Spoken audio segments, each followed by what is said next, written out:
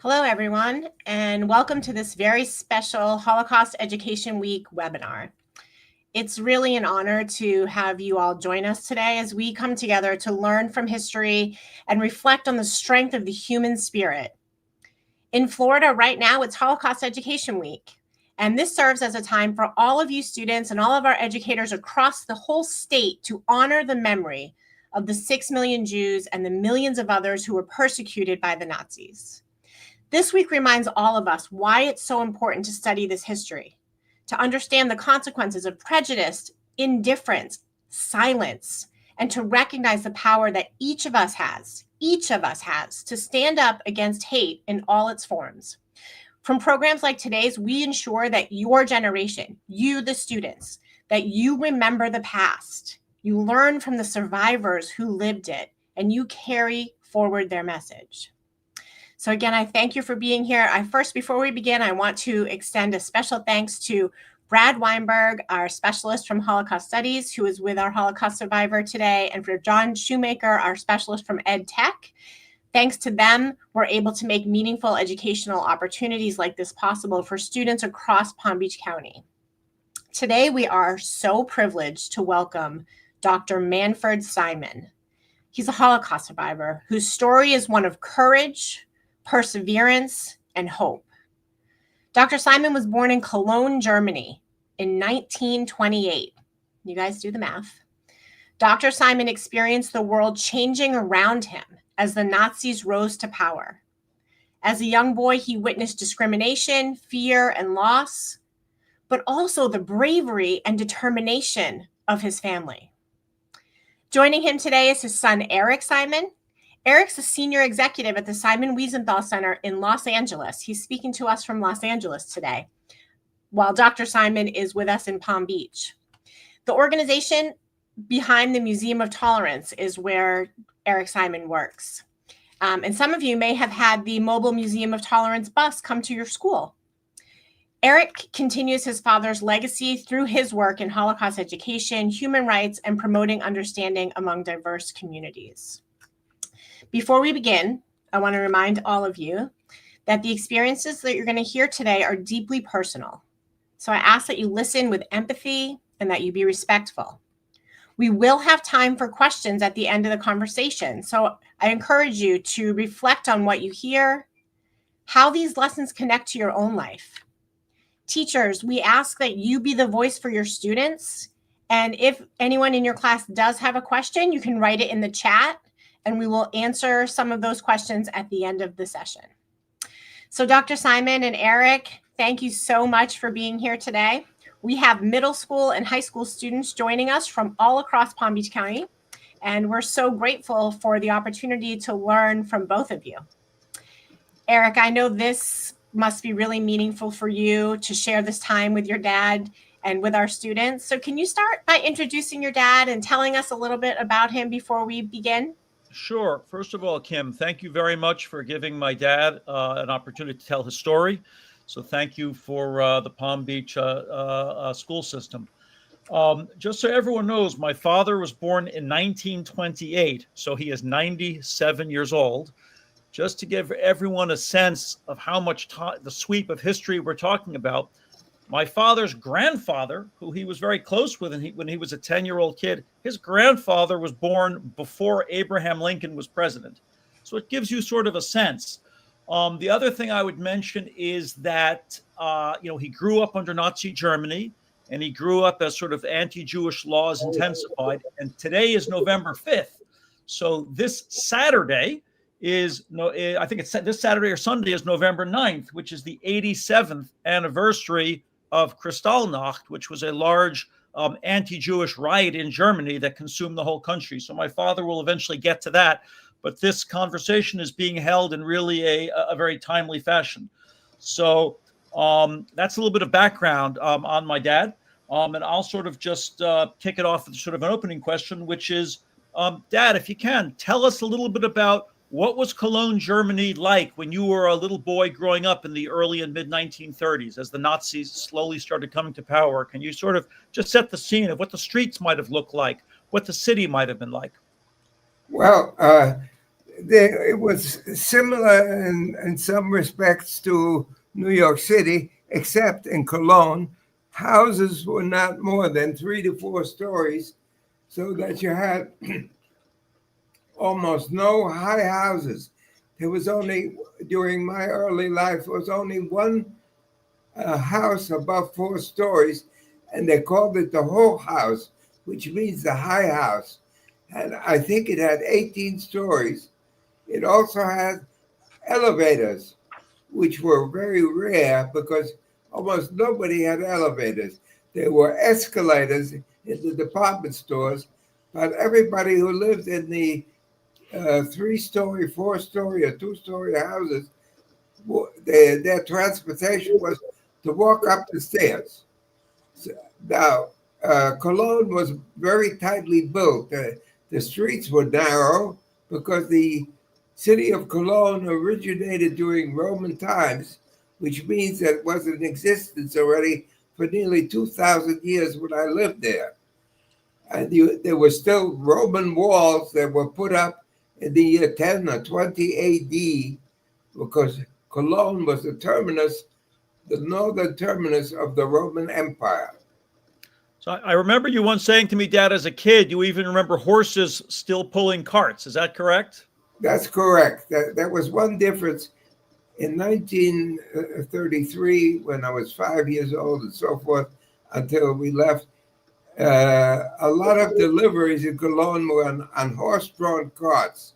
There were many cars, but nevertheless, there were just as many horse-drawn carts that were in the streets delivering fruit, vegetables, coal, and other goods. That's interesting. Now, as the Nazis slowly started to pass laws against Jews, do you remember? You would have been roughly 7, 8 years old, give or take. Do you remember experiences when you were growing up of starting to sort of see signs around or things of that sort against Jews? Well, let me go back before then. When I was 5 or 6, I used to play with the kids in the neighborhood. It was like anybody in the United States playing with their neighbors. I mean, I didn't know whether they had any feelings, whether I was Jewish or not Jewish. I certainly didn't feel uncomfortable. Prior to Hitler, we had a wonderful time. We would go out on weekends on picnics with my family. And by the way, we were in an open truck. Of course, there were no seat belts. We sat on a bench in an open truck. Of course, when the truck hit a bump, you might slide off the bench onto the floor. But in those days, nobody paid much attention to that. So I thought I had a wonderful time with my family before Hitler came. After Hitler came, things began to change. And number one, I had to go to a Jewish school because in the regular public school, Jewish kids were pulled out of class or put in front of the class and made fun of, and they then became the subject of bullying. That was done with the full knowledge of the teacher and the school system.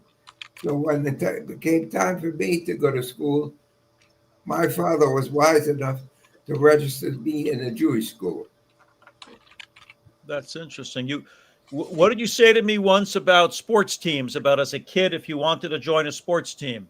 Well,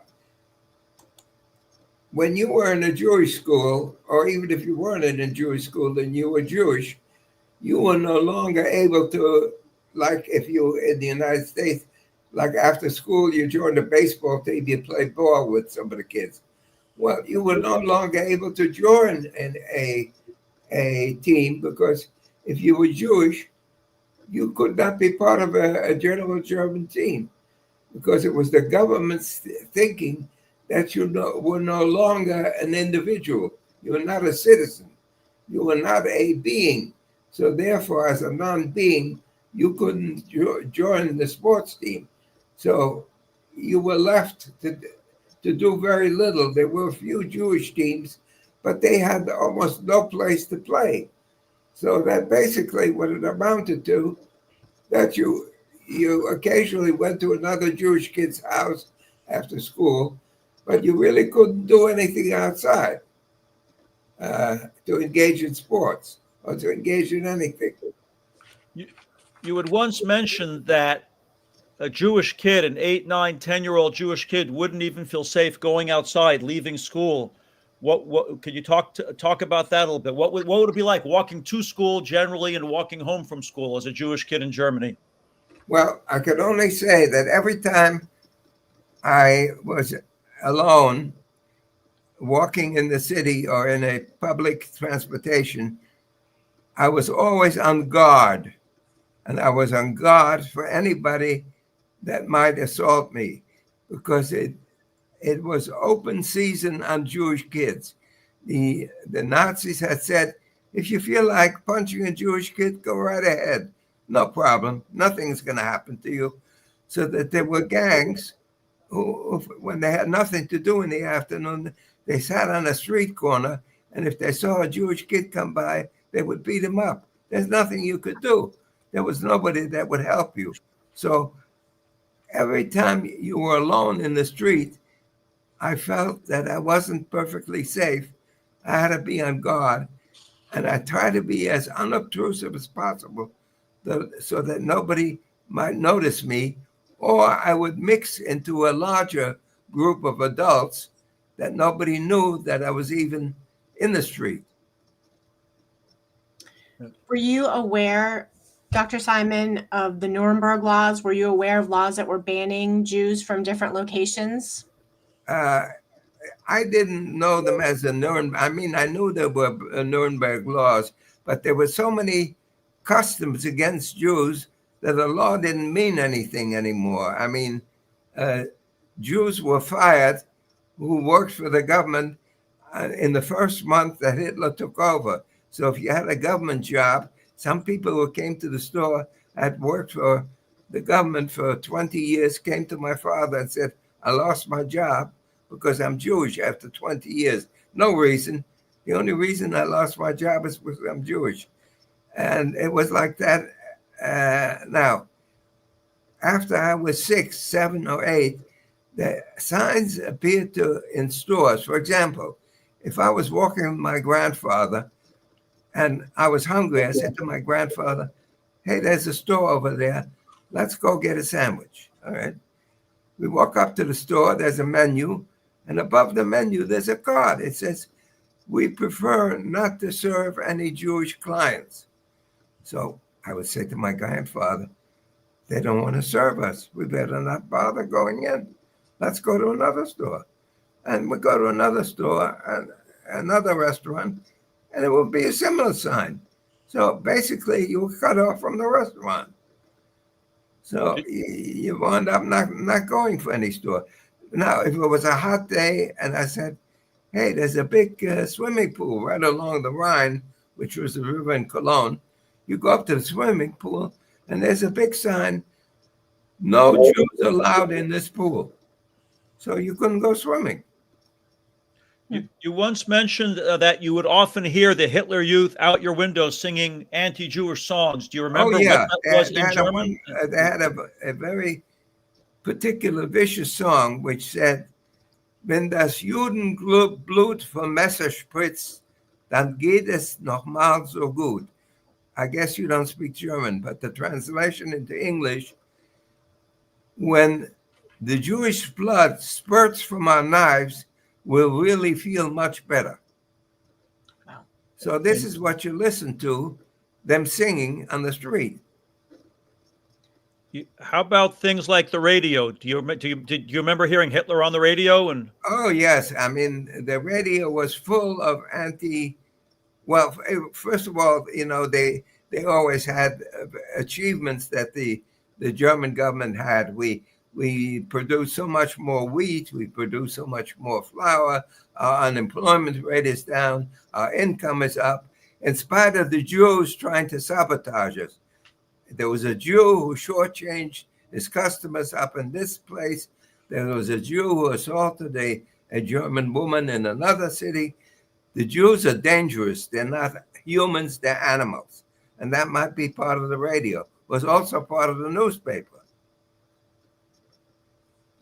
how did that make you feel on the radio? Well, at times I would actually go to a mirror and say, God, I look at the mirror. according to all the news I hear, I must be a terrible individual. I don't know anything about any of these things. And here I am accused of, I don't know, murder. Or, they accused me of rape. Of course, I didn't know what rape was at the age of 8 or 10. They accused me of assaulting non-Jews. I never touched anybody. Neither did my parents, as far as I know. Neither did my grandparents. So here I was looking at the mirror, and I said, I had almost a feeling that my self-worth was diminished because here I was part of a people that did all these terrible things. That's interesting.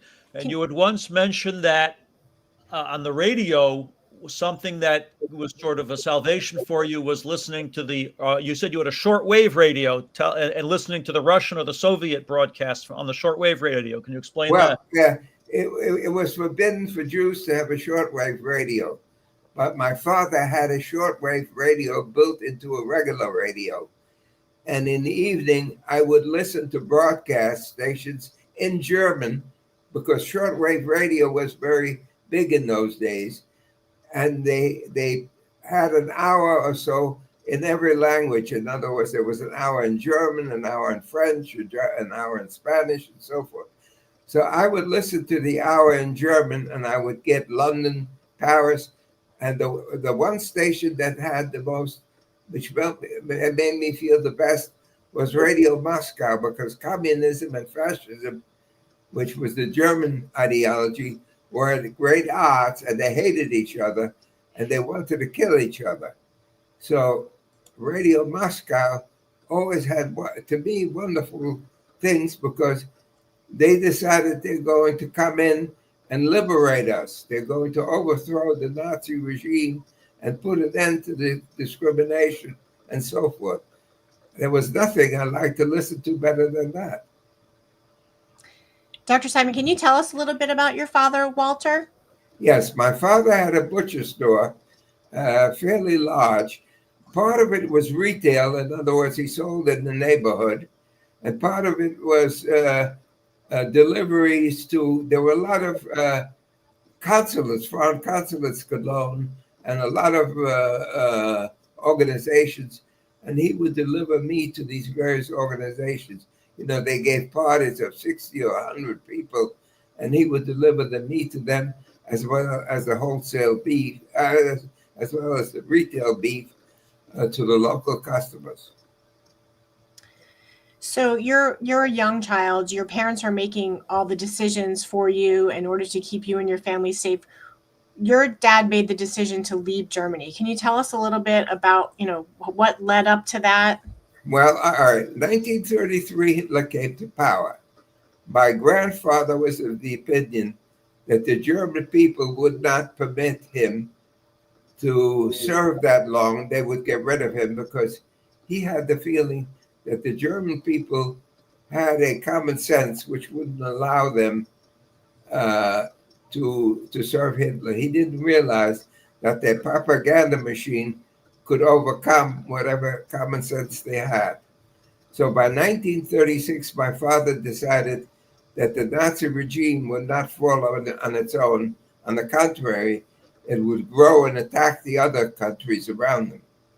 So my father went to the American embassy, and unknowns to him, they registered him, and he asked, what would it take for us to emigrate to the United States? We have nobody that we know of in the United States who would vouch for us, because that was one of the requirements, that somebody in the United States had to vouch for you and say, if you ran out of money to buy food, they would take care of your housing and food needs and so forth. But we had nobody.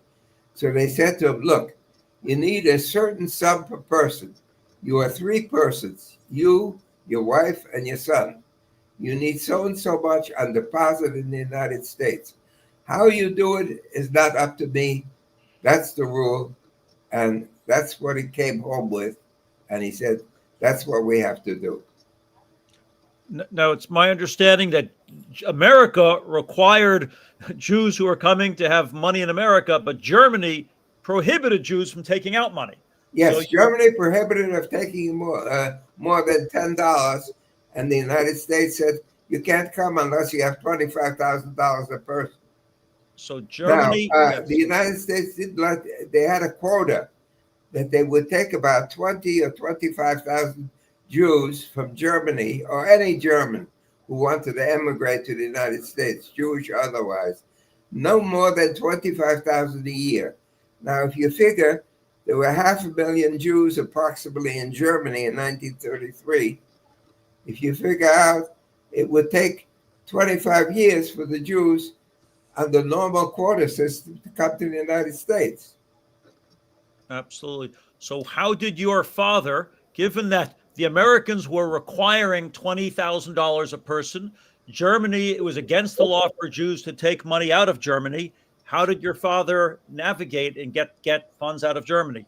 Well, he decided he would secretly have to move objects which were valuable to a place outside of Germany. And fortunately, we had relatives in Holland, which in those cases was an independent free country. If we could move objects of value to Holland, and they would be sold in Holland and eventually transferred to the United States, we would try to reach that sum and we would have a chance to escape, which he actually did successfully. You had mentioned he did something once with converting gold coins to a cigarette case. Can you talk about that? Well, my father decided things of value that had value that could be sold in another country had to be transferred. Now, there were gold coins available from the United States, but they were on the black market in Germany. They were $35, say, for a $2 gold coin.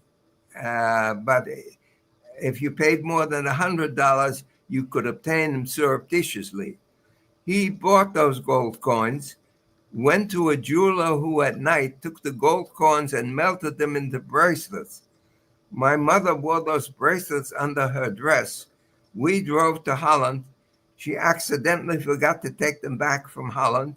They were sold in Holland, eventually converted into dollars, and brought to the United States. And what was the cigarette case story you mentioned? Now, he did the same thing. Everybody was a smoker, so everybody had a cigarette case, usually made out of tin or out of iron or some cheap metal. He decided you couldn't tell the difference if you made a cigarette case out of gold, but it would weigh 4 or 5 ounces, and 4 or 5 ounces could be sold as gold in the United States. So he had it made out of gold and then put it in his pocket. And nobody would really notice that if you took a cigarette out of a case, that the case might be gold. Nobody thought about it.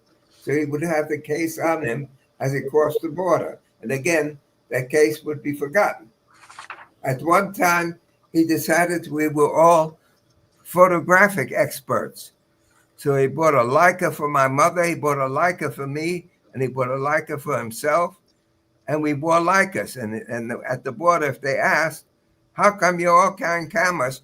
Oh, we're all interested in photography. We take pictures of everything. And we're going to a festival in Holland, and we're going to take pictures of the rides and the games, the card games, and the puppeteers and so forth. That's why we all have cameras. Now, those would be expensive cameras. They would be left in Holland, sold, and again converted into dollars. That's interesting. Didn't he even once buy an accordion? Yes, he once bought a very expensive accordion, except he didn't know how to play it. So after he got the accordion, he had it for 2 or 3 weeks, and he was trying to play Happy Birthday on the accordion in German. So if they asked him, how come you got an accordion and you're traveling to Holland, he would say, I'm going to a birthday party and I'm going to play Happy Birthday for them. Now, didn't your father once get into a car accident with a high-level Nazi? And for a Jewish man, that would be a very dangerous scenario? Yeah, once he was driving toward Holland with my aunt, and she was smuggling, and my father was smuggling with objects in the car, I wasn't in the car. I don't know what the objects were. About 3 miles from the Dutch border, an SS guy drives into my father's car. But the SS guy didn't know my father was Jewish. So when he got out of the car, he said to him, Heil Hitler, which was a German salute. You raised your right arm and you said Heil Hitler. My father, realizing that the guy didn't know he was Jewish, also said Heil Hitler. He figured he better play along. Now, my father said I was so nervous, I was sweating. I used my tie to wipe my brow. Fortunately, the guy didn't notice I was using my tie to wipe my brow. But he said, I'm not sure my insurance is up to date. Could we just forget that this accident ever happened? My father said, absolutely right. Nobody ever knows about it.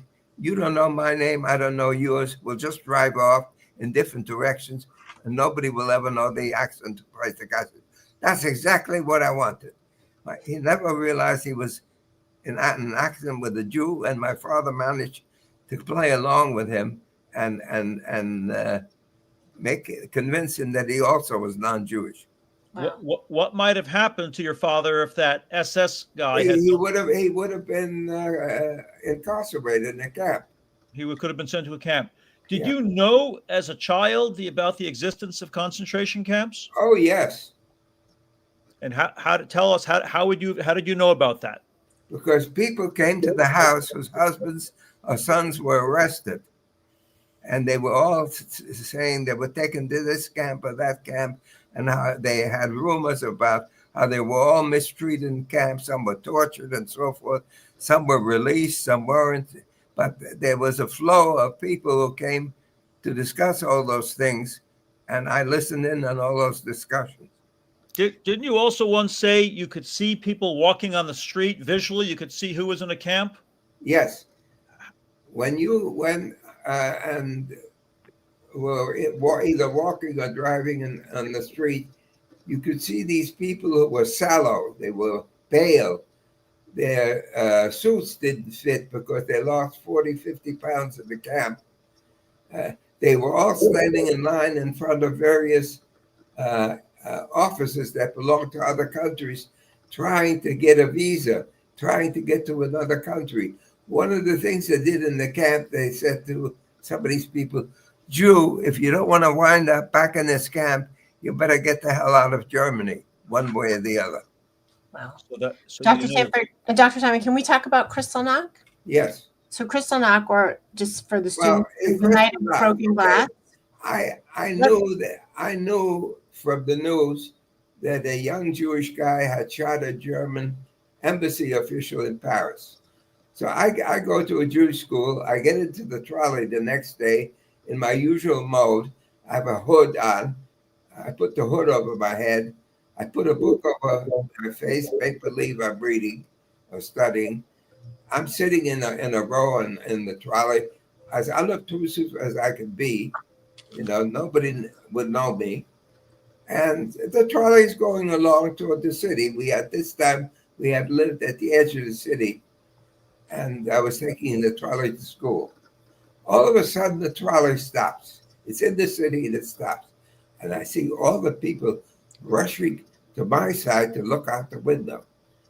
And I look out the window, too. And I look at the house adjacent to the trolley, and there's furniture flying out the second and third floor. Dressers, chairs, tables. There are guys in uniform, guys in plain clothes. There are suits flying out the window, pants, shirts, undershirts. Everything is flying out the window. And I realized at once that these were Jewish stores, and the Nazis were destroying and throwing all the stores, the goods of the stores, into the street. And they're busting all the glass windows and throwing all the glass into the street. Now, the reason the trolley stopped is because the rails for the trolley in the street were covered with glass, and the trolley couldn't go on. And it couldn't go on till somebody cleaned the street and enabled the trolley to move on again. So I knew at once that there was a big action against Jews, but here I was trapped in the trolley and I couldn't do anything. So I went on to school. I run to school from the trolley stop, and I find one or two guys in the near the entrance of the school, and they say to me, "Get the hell out of here! These are Jewish guys. The Nazis are after us. Look what's happening in the school." And I say, "They're throwing the stuff out the window of the school, and there's fire coming out the windows out of a little temple next to the school." They said, "Exactly. Get back to your family as fast as you can, and you may have to flee with them." So I go around, run back to the trolley stop, and I go backwards home. I get home, my father says, "Am I glad to see you that everything is okay, but I have to leave. They're arresting all Jewish males. I still have a car. What I'm going to do is get into the car with my brother-in-law and my nephew, and we're going to drive day and night. So if they come for me, I'm not home. So you're going to be alone. You and your mother take care of each other, because I have no choice.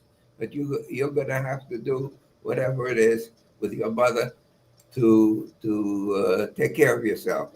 Now, one other thing you have to do, you have to signal to me. If nobody has come to arrest me, I want you to tie a towel to the fence. At 3 o'clock in the morning, I'll come zooming by.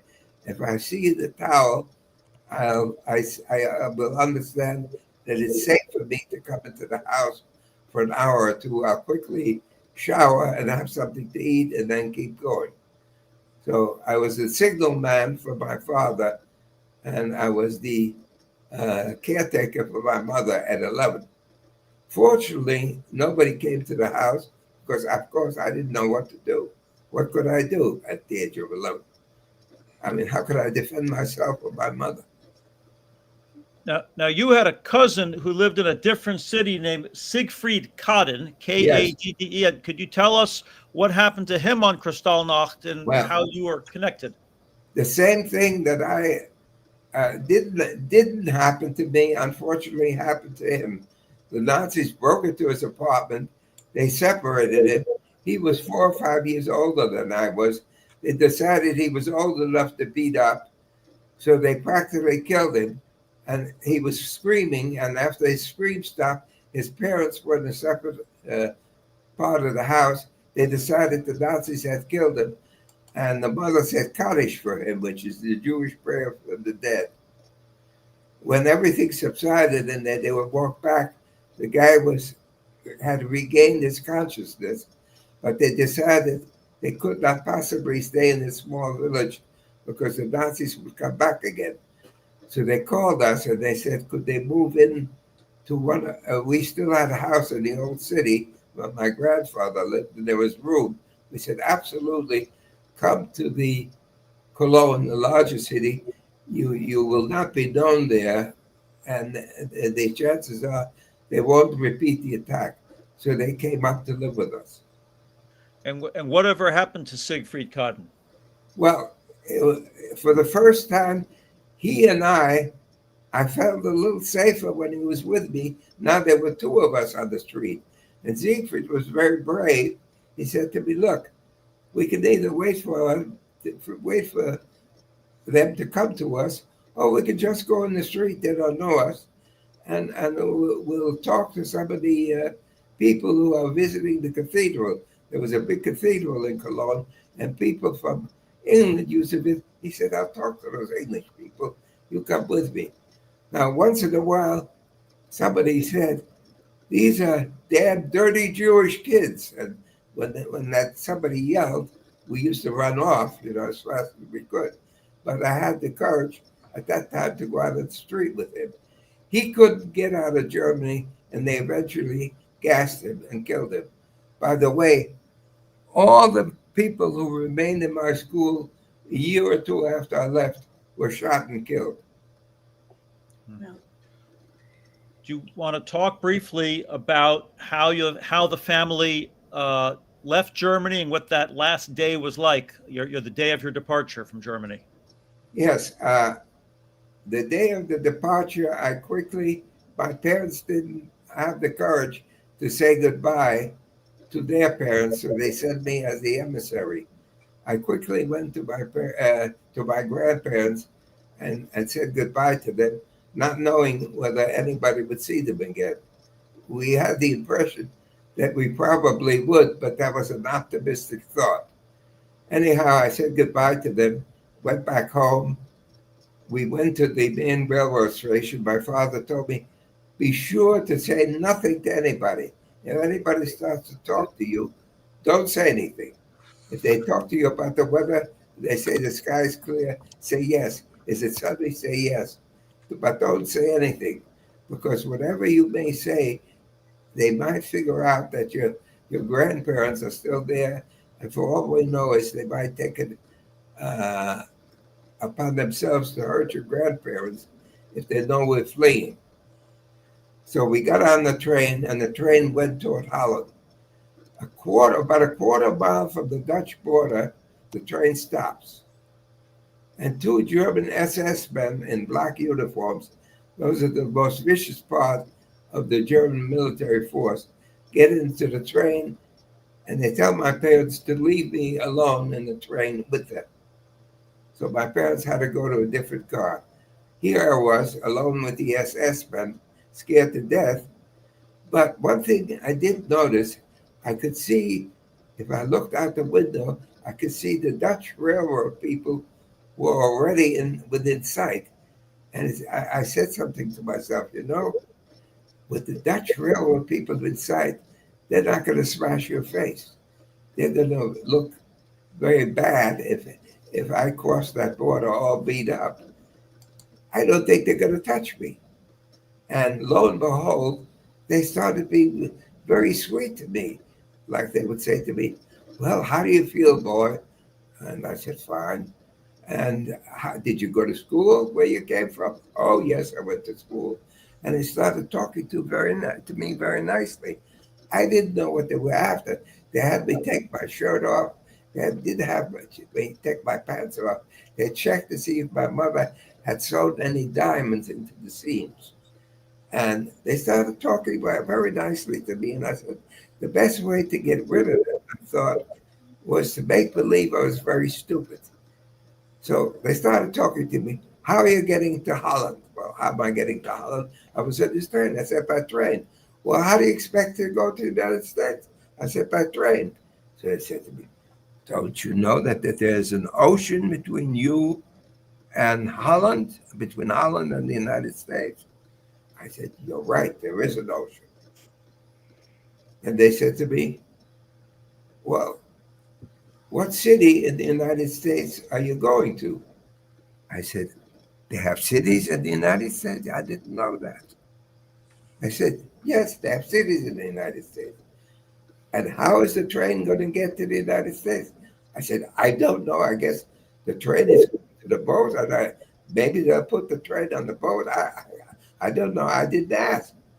So one Nazi turns to the other and said, this Jewish kid is so stupid. He doesn't know from nothing. Let's not waste our time with him. Tell him to get dressed and get the hell out of here. That's all I wanted to hear. And what was the feeling you had as the train pulled out of Germany into Holland?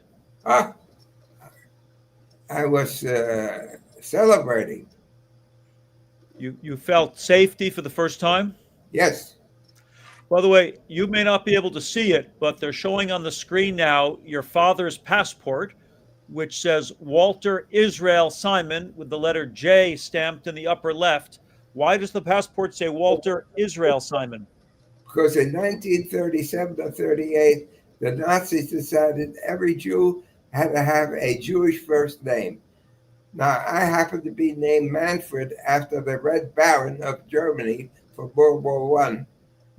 Manfred von Richthofen, who was the ace of the German Air Force in World War I.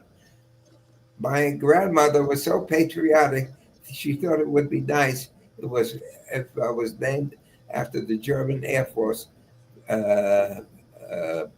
hero. Interesting. So the Nazis decided, since every German should have a Jewish name, henceforth I would be Manfred Israel Simon. And my father, whose name was Walter, would be Walter Israel Simon. My mother's name was Bella, would be Bella Sarah, which was enough of a Jewish name, Simon. The only problem was my grandfather. He was Moses Simon. There they had a problem. Should they leave him at Moses Simon? Because maybe Moses was Jewish enough. What was the boat ride like when you went from Holland to England? How long did you stay in England for? One day, One day. So from England, where did you get on the boat in England? we got we landed in Harwich from Holland by channel boat.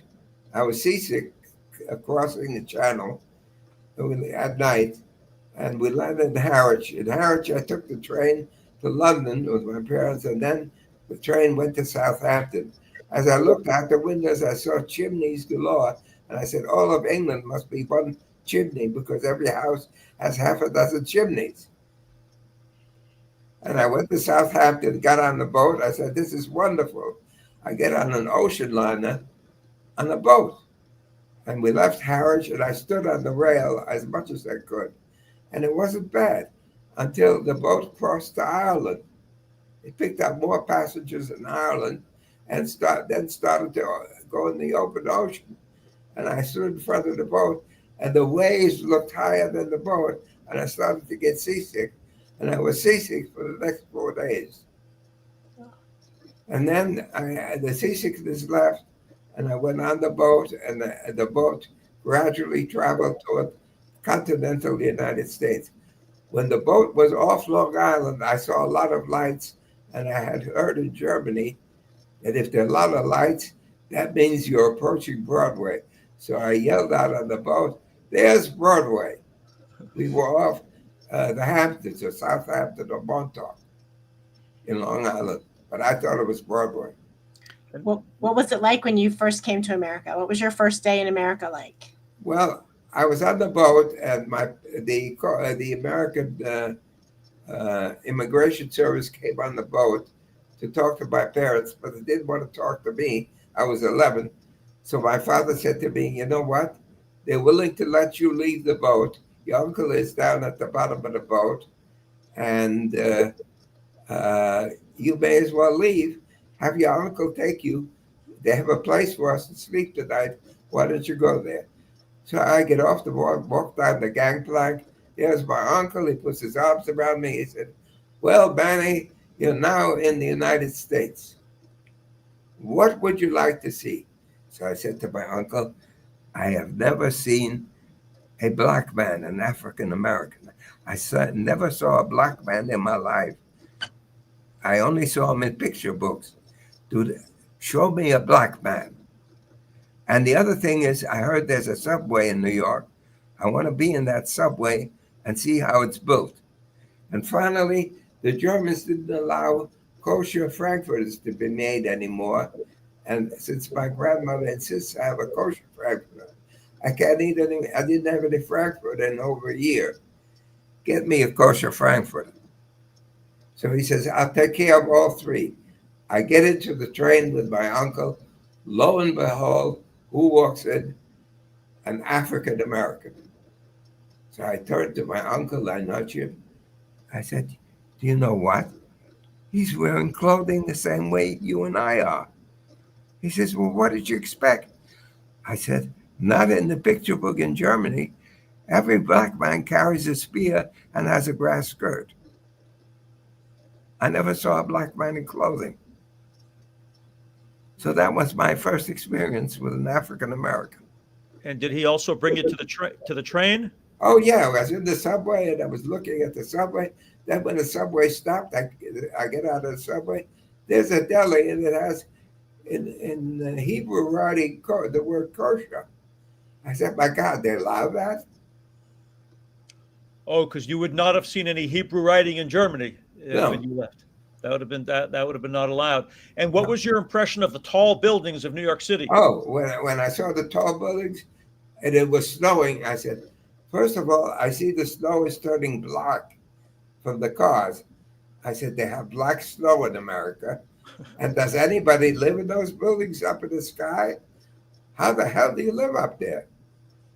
So for you as a kid from Cologne, these buildings were gigantic in size. Gigantic, yeah. What was school like when you started school? Well, I first went to a school for a couple of days and then moved to the school where I would be for the next couple of years. Now, when I came to the school, I spoke very little English, and they didn't know which grade to put me in. So the first thing they decided to do, they would put me in with other kids who didn't speak English. So in front of me was a Chinese guy, and the right was a guy who spoke Spanish, and the left was a guy who spoke Greek, and behind me was a guy who spoke another language. Somehow we communicated with hand signals and with a few words that we could figure out. Now they decided to give me an IQ test in English, except that when I read the questions, I didn't know what the questions were. So I decided to put in the answers. It was A, B, or C. So I just filled in A, B, C, D, whatever. I felt like a nice pattern on the side. So I finished the test, and lo and behold, I scored about 70 or 75, which puts me into the high moron category. So the next thing I know is they put me in an arithmetic class, except I was already 3 years ahead of American arithmetic in Germany. I was now 6 years ahead. Everything they did, I knew. She kept me in class for a few minutes and she said, "You can't stay here. You're too far advanced." Then she looked at my IQ score and she said, "Oh my God, this must be a kid who is mentally defective, but is a math genius. He must have a strange combination of mentality." Now, So they moved me to the next class. I spent an hour in the next class and they said, "You can't stay here. You got to go up to another class." Within a day or so, I had moved up 4 classes. now you were 13 when Pearl Harbor was bombed on December 7th, 1941. Do you remember that day? Sure. How did you hear about it? I was on the street behind my building where I lived, and some kid yelled out, "I just heard that the Japs bombed Pearl Harbor. Where the hell is Pearl Harbor?" I said, "Pearl Harbor." I mean, I knew my geography very, very well. I said, "Pearl Harbor is in Hawaii." "You might be sad, but I'm glad because it finally brings the United States into the war. And with the United States in the war will be won." And do you remember 4 years later, the end of World War II? Sure. Where were you when you heard that the war was over? I was in Gibbons. I had a part-time job in Gibbons. I was so happy that the war was won. I took the snowsuits out of Gibbons, out of the storage, threw them out the window. I said, "In celebration, Gibbons should contribute the snowsuits." Where was it, in Times Square? Yes. So you 34th did, Street. pardon me? 34th Street. So that, we've all seen the famous photograph of the sailor kissing the girl in Times Square. You would have been right around there. I was right there. You were right there that day. That's amazing. Yes. And you threw the jackets out the window in celebration. Yes. Wow. So you really were at all these famous moments in history when those moments occurred. You were in Germany Yes. when the Nazis rose to power, and you were in Times Square the day the war ended, which is amazing. I was also very happy when the newspaper screamed out that the Germans attacked Russia. I said, "Great. They couldn't do anything better." And why is that? Why did you feel that? Because they now took on another large country. Every time they took on another weight, I said, now they are going to go down. Dr. Simon, tell us about your life in America. What did you end up doing? What was your career, your family? All right. I went to PS 189 after they finally settled on me. They got me into what was near a right grade. I graduated from PS 189. I went to George Washington High School, which was right in the neighborhood, which wasn't a great school, but it was very close by. So I went there. In the last year of George Washington High School, I told them I want to go to college. So I went to the grade advisor. I said, I don't know anything about U.S. colleges. Where should I go to college? Well, he said, there are two possibilities for you. One is to go to NYU, and the other one is to go to CCNY. I said, tell me, what is the difference between one or the other? He said, well, not really much. CCNY, if you pass the test and you get a good score, you go for nothing, and your parents don't have to pay for you. NYU, you'll get in, but your parents have to pay for you. Well, I said that means there's really no question. I go to the school where my parents don't have to pay, because we're immigrants, and the money was used up in coming to the United States. So I said I'll go to CCNY, which I did, and I became a finance economics major. I graduated cum laude and Phi Beta Kappa, and I tried to go to work on Wall Street, but in those days, CCNY had a reputation for being a very strong communist school, and Wall Street didn't like that. So they weren't too happy to give me a job, although I finally managed to get a job. But I decided I'm not going to stay for the rest of my life on this one block. I did well in biology. I think I'm going to go to medical school. So I decided I'll go to Columbia, and I'll take all the pre-med courses that I need for medical school. I'll take them all in a year, which I did. And I applied to medical school. I got into the University of Buffalo, and I became an MD. Again, I didn't know what kind of an MD I was going to be. And as I listened around, I decided I should specialize. And I then went on to take a residency. And after the internship in Long Island, I took a residency in gastroenterology at Montefiore Hospital. I became a gastroenterologist. I became a professor of gastroenterology at the Albert Einstein Medical School, and I practiced for about 45 years in gastroenterology. And you were married in what year? 60, I was right? married in 1960. I met my wife in Florida on a blind date. Well, yeah, on a blind date. And we had 3 boys, of which Eric is one of them. Mark is another one. Danny is the third. Eric, you know what he does. Mark is in biotech finance. And Danny is a doctor in invasive radiology. So that's the story of my family and my life. I retired about 20 years ago from practice. I'd had a bypass surgery, and I decided not to stay in practice because I was up a lot in the middle of the night doing endoscopy, and I thought after having bypass surgery, I better not continue that.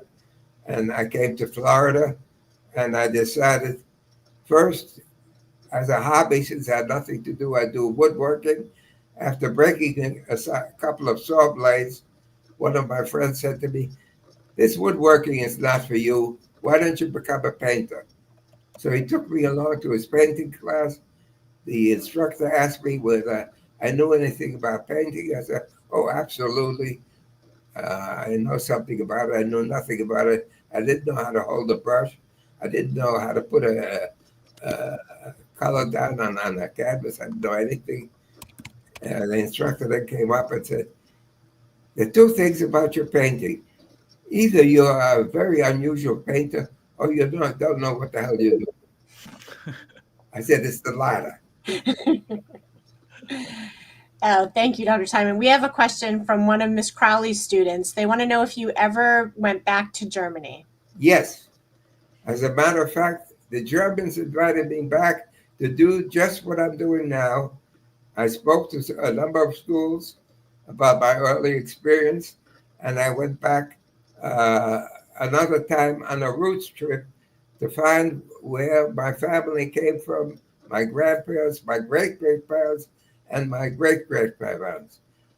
And I managed to find the grave of my great-grandfather in a town near Cologne, which is still standing. and I found the graves of other members of my family. But Dad, your first trip back was around, what was it, 1961, 62, something like No, that? about 1967. Was My it? first trip back only lasted a couple of hours. I swore when I crossed that border that time into Holland that for the next 100 years I would not return to Germany. I broke my promise 7 years later. I mean, about 17 years later. And I went back to Germany. I went back to Cologne, and I had very strange feeling to mix with the Germans because I could not get over the fact that they had attacked me. They had murdered my grandfather, and they had murdered all my fellow students. And I looked at each one, and I tried to, in my mind, try to decide, was this the guy that killed your family? Dr. Simon, there's Miss Allison in there wants to thank you for sharing your story. And I also want to thank you, Dr. Simon and Eric. Thank you so much for sharing your stories, your wisdom, your strength, and your resilience. It continues to inspire us, Dr. Simon. And Eric, your dedication to carrying your father's legacy to ensure that these lessons live on in our future generations is really, we're grateful for you. So, colleagues, friends, as we mark Holocaust Education Week, may we all remember the importance of standing up against hate, preserving the truth, and building a future that's grounded in empathy and respect for everyone. Thank you all so much for participating in this meaningful conversation. We look forward to doing this again with you sometime. I would like just to say a couple of words more. Just remember this story and all the others and all the history that you learned. Guard your freedom. Guard your rights. Thank you very much. Thank you, Dad, and thank you, Kim. Thank you, John and Brad. Appreciate all of you.